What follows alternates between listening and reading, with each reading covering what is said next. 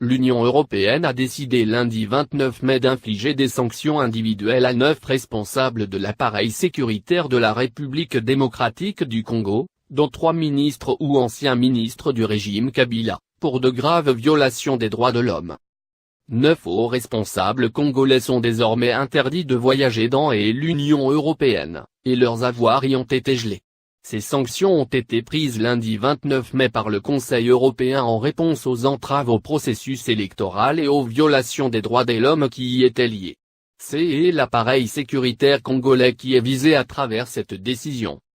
Parmi les responsables sanctionnés figure le porte-parole du gouvernement, Lambert Mandé, actuellement en Chine, Kalev Mouton, directeur de l'Agence nationale du renseignement, ANR, Ramazani Chadari, vice-premier ministre et ministre de l'Intérieur et de la Sécurité, Jean-Claude Kazéambé Mouzonda, ancien gouverneur du Haut-Katanga, Alex Kande Mupompa, gouverneur du Kasaï central, Évariste Bochab, ancien vice-premier ministre et ministre de l'Intérieur et de la Sécurité, Gédéon Kyuongu Mutanga ancien chef de milice et 2 commandants de brigade, Mouindo Akilimondo, commandant de la 31e brigade des FARDC, Forces armées de la République démocratique du Congo, et Eric Ourmebere, général de brigade.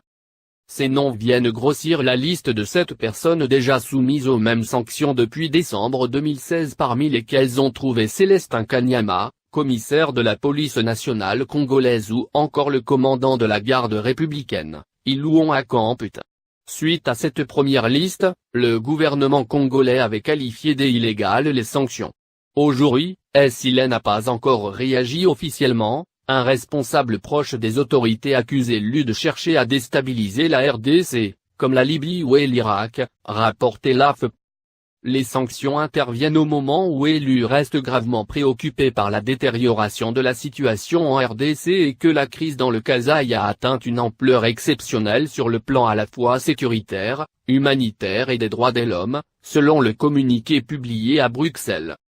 Depuis septembre 2016, la région du Kasaï, centre du pays, est secouée par la rébellion de Kamwina Nzapu, chef traditionnel tué en août lors d'une opération militaire après s'être révolté contre les autorités de Kinshasa.